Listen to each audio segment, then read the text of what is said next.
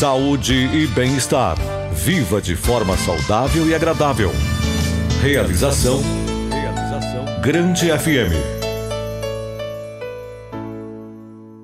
O nosso podcast Saúde e Bem-Estar, Coronavírus e suas variantes de hoje irá pontuar aquilo que se sabe sobre este novo coronavírus, que transformou o mundo com uma pandemia que fez milhões de vítimas em todo o planeta.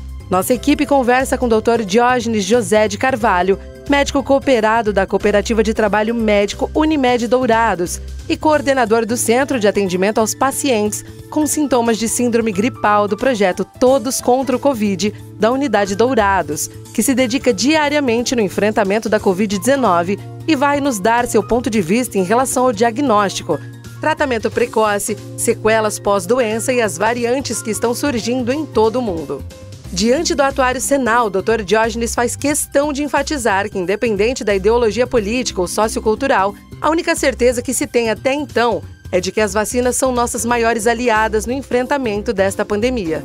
Fique com a gente, o nosso podcast Saúde e Bem-Estar, Coronavírus e suas variantes, está entrando no ar e desejamos que você aí aproveite de forma significativa o nosso conteúdo.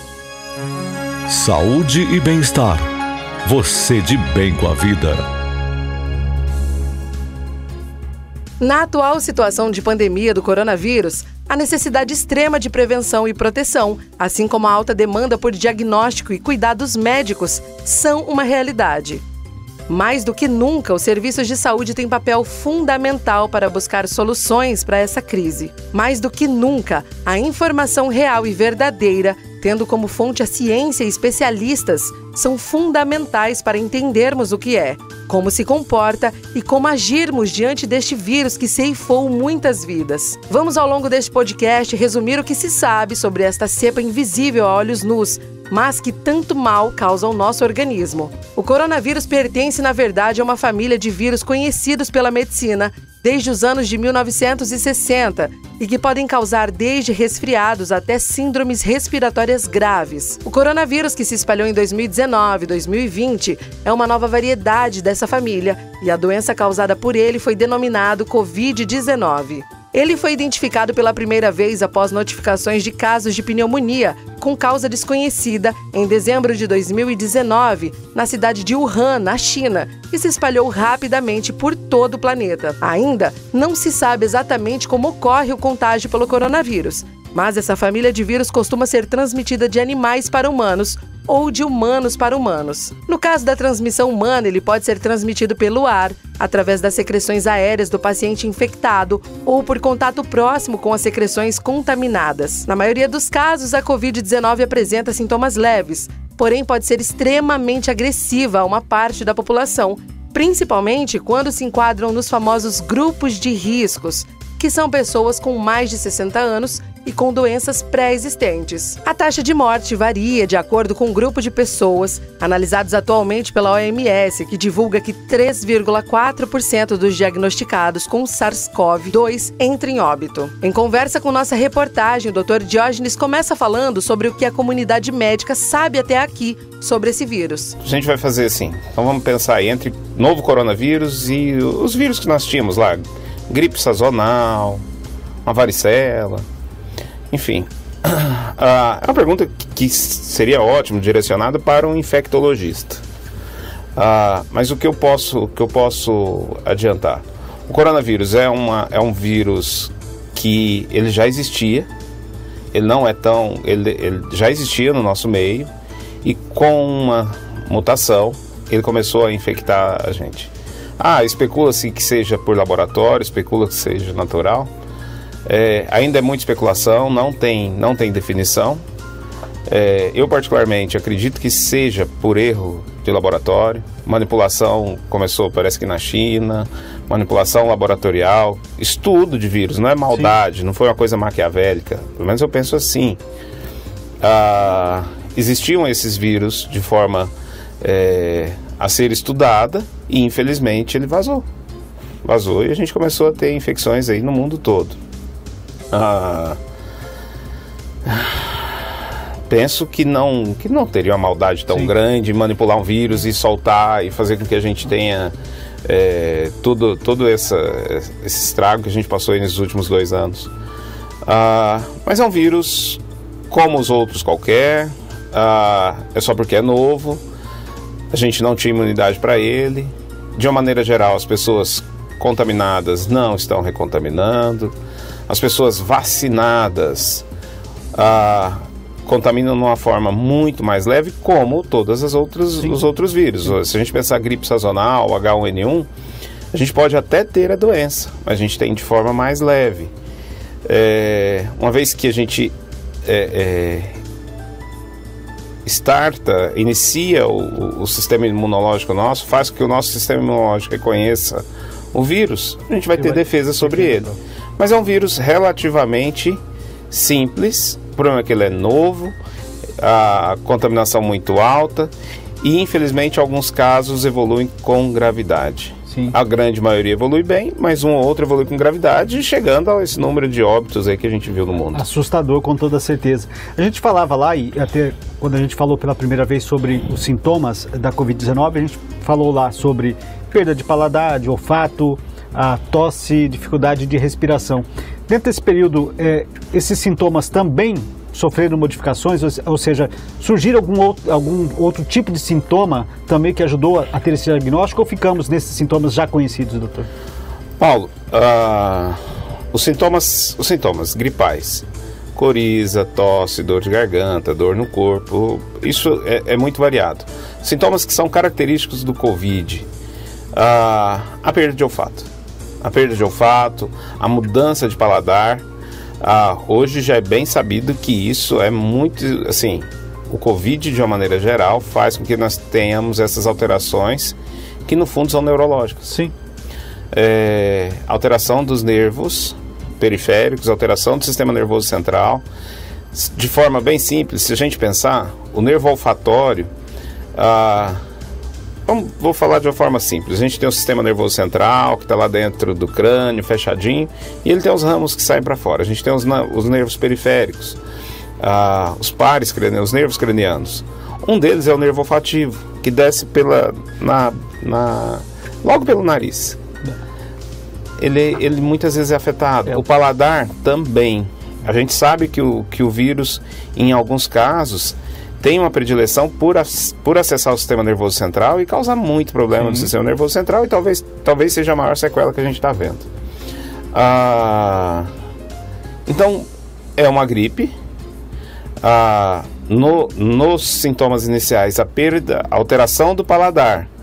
Não é perda, é alterar. É sentir um gosto diferente de outros, ter perversão do gosto. Sim. E o olfato,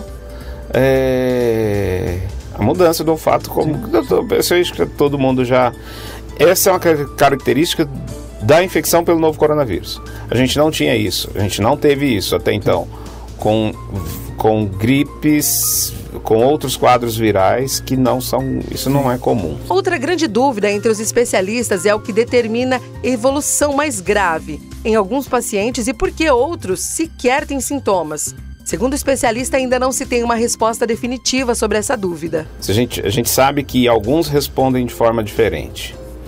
Eu vou deixar... A grande maioria, graças a Deus, evolui de forma leve. É especulação saber por que um evolui bem, por que outro não evolui bem. A gente teve vários casos, e isso é notório, todo mundo que viveu, de dentro da família, um paciente teve contaminação, está convivendo com o marido, com a esposa e não contaminou. Então, primeiro, não acho que todo mundo contamina tão fácil, da forma que era passado. Por que um manifesta de uma forma, por que outro manifesta de outra? Seguramente é por mudança imunológica e por material genético, por carga genética. A gente vê de uma maneira geral, famílias que são acometidas com gravidade evoluem boa parte dos familiares com gravidade. Mas ainda tudo muito especulação. Sim. O que a gente sabe, o paciente que evolui com gravidade do Covid, ele evolui por um problema imunológico. Muitas vezes o vírus até a infecção, o quadro viral já até passou. Só que o sistema imunológico que fica doente, que fica exacerbado, o termo que o pessoal, os estudiosos gostam de falar, que é a tempestade de citocinas. Vamos falar num português mais simples, que é o objetivo do programa. É como se o nosso sistema imunológico fosse ativado pelo vírus. Algumas pessoas conseguem eliminar o vírus pelo sistema imunológico e fica tudo certo, que é a grande maioria.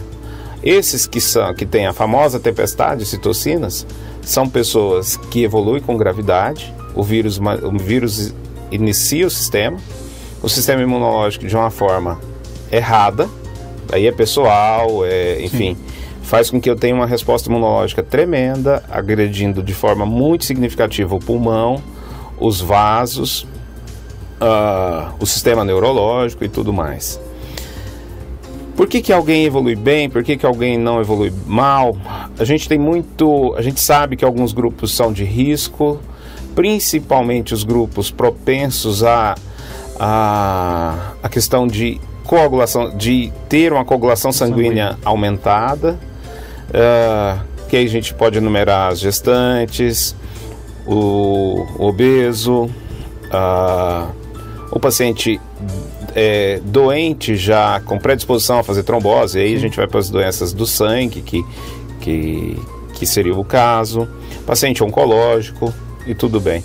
Agora, a gente vai pegar paciente atleta que não teve nada, que nunca teve nada e está evoluindo mal. Então ainda é muito complexo. Muito se discutiu e se discute sobre tratamento precoce, onde se faz confusão com tratamento preventivo. Por isso, o Dr. Diógenes fez questão de explicar esse tratamento preventivo e tratamento precoce e fala sobre o que a medicina tem feito neste sentido. Se eu tenho um paciente se eu tenho um paciente lá, hipertenso, diabético, obeso, gestante, paciente oncológico, esse paciente já está esperto. Geralmente ele procura assistência. Ele está se cuidando, ele acaba procurando assistência. E a gente se deparou com pacientes jovens, bons, que não tinham doença nenhuma, morrendo pela doença. O que a gente pode fazer? O que a gente poderia ter feito para mudar? Aí entra a questão dos tratamentos. Tratamento preventivo, tratamento precoce. Vamos diferenciar isso aí bem. Tratamento preventivo, que é a cloroquina, a azitromicina, todas essas drogas, infelizmente, não conseguiu provar cientificamente que funcionaram. Nós não tivemos nenhuma mudança ao uso dessas drogas frente à evolução do paciente. Todo mundo tenta provar, poxa, se eu achasse um remédio novo que conseguisse resolver isso, talvez a indústria farmacêutica não ganhasse, mas o profissional que descobrisse isso ia ter uma notoriedade muito grande. Então, não acho que a gente estaria escondendo algo, ou enfim. Em todos os pacientes, praticamente, aqui na cidade, tomaram esse tratamento preventivo que não todo mundo está prescrevendo, todo mundo vai na farmácia e pega. A verdade foi essa. Vou falar da forma que eu falei as outras vezes. A gente não tem nada falando que funcione. A gente também não tem nada falando que não funciona esse preventivo. Se a paciente acredita que isso funciona, se ele tem fé que aquilo funciona, toma. Também não vai fazer mal também não, Paulo. É política ficar falando que vai fazer mal e tal. Agora, o X da questão, o que fez diferença é tratar precoce o paciente que está evoluindo com gravidade. Independente de se tem risco ou não tem risco. O que é tratamento precoce? Abraçar esse paciente, cuidar desse paciente, trazer ele, monitorar, saber fazer os exames necessários, ficar atento com ele, internar ele, se for o caso, de forma mais rápida, não ficar esperando ficar muito ruim para internar, entrar com drogas que já são sabidamente efetivas de forma mais rápida. Um exemplo simples, se eu tenho uma pneumonia, por que todo mundo que tem pneumonia vai morrer? Não. O paciente que chega para tratar uma pneumonia bacteriana comum, o paciente que chega de forma mais rápida e inicia tratamento, ele muitas vezes vai tomar um remédio, vai ficar ali, vai ficar com o médico em cima e nem interna. Sim. O paciente que demora mais para chegar no hospital, ele vai internar, muitas vezes vai parar numa UTI, pode até ser entubado e evoluir mal. Então, tratamento precoce, a gente deveria pensar nele para as doenças agudas, de forma que fosse para todas as doenças, não necessariamente para Covid. Se eu tenho uma infecção urinária, vou esperar ficar ruim para tratar? Não, vou tratar de forma mais rápida. Já dos primeiros sintomas. Já dos primeiros sintomas. Aí virou-se a confusão, porque como a maioria dos pacientes com Covid melhoram de forma espontânea, a gente deixa passar os casos graves. Acho que reitero que os sintomas que fazem com que a gente fique alerta lá no ambulatório é febre. O paciente com febre, esse paciente ele tem que ser monitorado. Pode ter 25 anos, não ter doença nenhuma, pode ser atleta, mas começou a fazer febre, esse paciente vai ser monitorado. Começou a tossir de forma muito persistente, ele vai ser monitorado. Chegou com falta de ar, ficou cansado, tem falta de ar, vai ser monitorado. Vai fazer os exames rápidos, assim, vai fazer uma tomografia de forma rápida, vai fazer os exames laboratoriais de forma rápida, que é o que estratifica o paciente, se ele está grave ou se ele não está grave. Tem uma tomografia sem lesões típicas de Covid, ok, tá bem, vamos monitorar esse paciente. Tem lesão já? Peraí, esse paciente já vou acender o sinal de alerta, ele vai vir todo dia, vamos ficar atento com ele. Esse eu acho que é a base. Esse é a base, é o que mostrou efetivo. Alguns números lá do nosso ambulatório, nós tivemos uma internação muito baixa, segurando esses pacientes.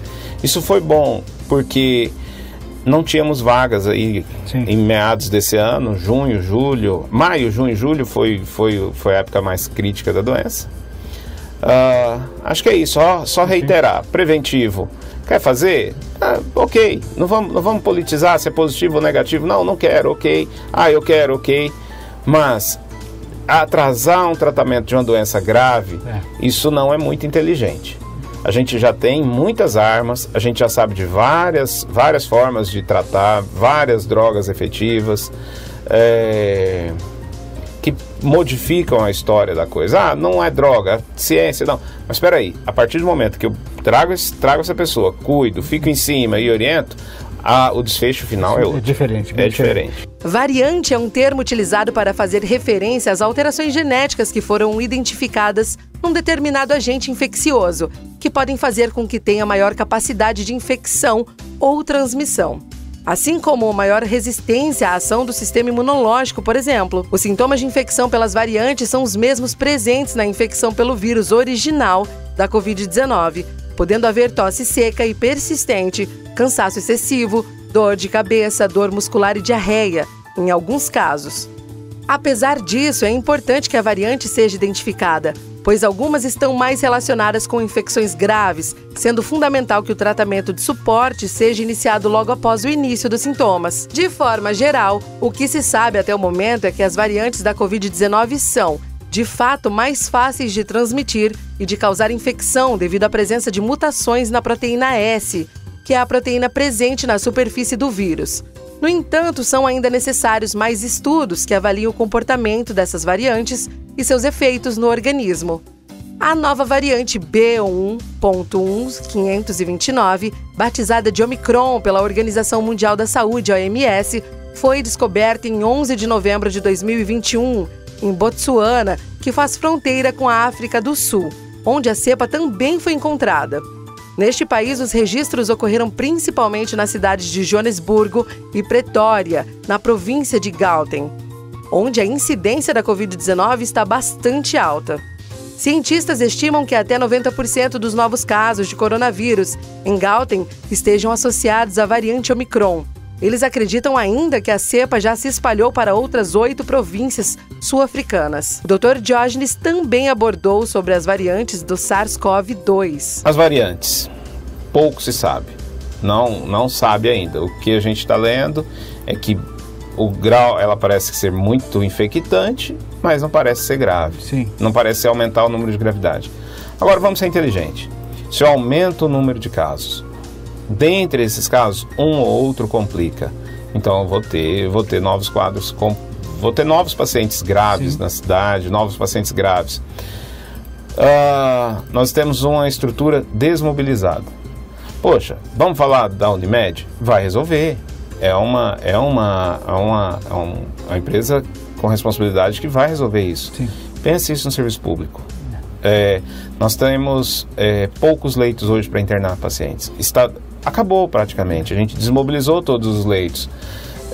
Se a gente tiver novos picos, esse seria o problema. Então, o que eu vejo hoje, a maior preocupação da Ômicron, ficar atento. Se começar a aumentar o volume de casos de forma significativa, ter um plano B em relação à possibilidade de internação.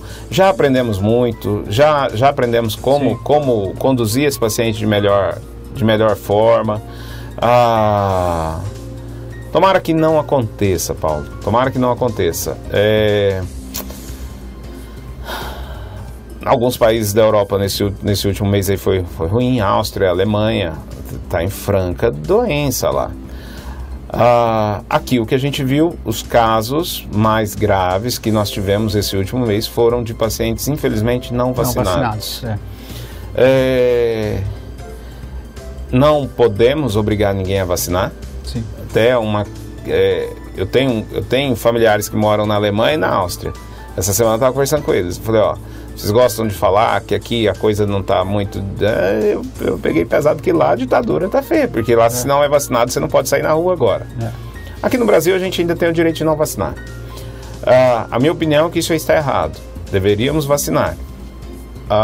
Mas o paciente tem o direito de não vacinar, se for o caso. Agora, por que não fazer, né, doutor? Por que não fazer? Já temos, como o senhor bem colocou, tantos exemplos, quantas vidas perdidas, quantas famílias dilaceradas por conta dessa doença, e o cidadão resolve arriscar, contar com a sorte, com narrativas, com discursos que vão muito além da ciência e da medicina, apenas por questões políticas, resolve não fazer uso. Ou seja, até para a gente fechar o programa, estamos caminhando para o final, não temos hoje outra alternativa, não temos outro tratamento, não temos outro remédio mais eficiente à disposição do que as vacinas que estão. Mesmo com as dúvidas que se tem sobre cada uma delas, mas ainda é a nossa melhor alternativa, né? Paulo, a gente só voltou à vida, ao normal, vamos dizer assim. Hoje a gente tem uma vida muito próxima do que era anteriormente. Sim. Por conta das vacinas. Será que essa nova variante... As vacinas vão pegar? Não sabemos. Eu particularmente acho que vai pegar. Eu particularmente acho que o vacinado não vai... Ou vai contaminar de forma mais leve. Sim. Não será tão grave. A gente tinha o problema de ter as vacinas. Tem complicação com a vacina? Tem. Não vamos ser omissos em falar que não existe. Existe. Mas o volume de complicações que nós tivemos com a vacina foi muito pequeno frente à complicação da doença. Peço encarecidamente para rever, para quem não vacinou, reveja os conceitos, estude, leia, pense. Muitas pessoas já voltaram atrás, já entenderam que vou vacinar, não vou vacinar, é a medida mais eficaz, Sim. Paulo. É a medida mais eficaz que nós temos hoje. Saúde e bem-estar. Seu jeito de viver bem. Mais de 20 países em outras partes do mundo já confirmaram casos da nova variante, inclusive o Brasil e vários na Europa. Para tentar conter a disseminação do vírus, diversos países, entre eles os Estados Unidos, todos os 27 membros da União Europeia e o Brasil, impuseram restrições para viagens com origem na África do Sul e vizinhos. Japão e Israel chegaram a fechar suas fronteiras para os estrangeiros. Pesquisadores estão preocupados com o fato de a Omicron conter um número considerado extremamente alto de mutações do coronavírus. Eles encontraram 32 mutações na chamada proteína Spike, a proteína S, que o vírus usa para prender a célula humana e infectá-la.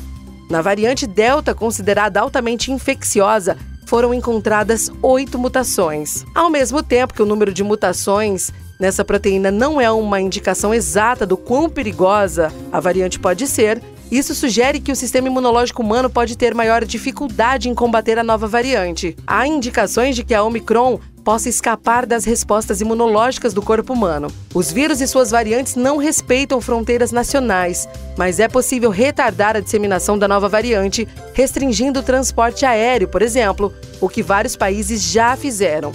As restrições de viagem podem ajudar a diminuir as transmissões, mas o fato de os primeiros casos em Botsuana terem sido detectados em meados de novembro faz com que seja concebível que a Omicron tenha sido transportada para vários outros países desde então. Esse foi o podcast Saúde e Bem-Estar de hoje, disponível no grandefm.com.br ou na sua plataforma de áudio preferida. Siga nosso podcast nas redes sociais, assine nosso podcast, se inscreva em nossos canais e favorite o nosso conteúdo. Assim você será notificado toda vez que tivermos novidades. Esperamos que você tenha gostado do conteúdo de hoje e em breve, novos episódios estarão à sua disposição.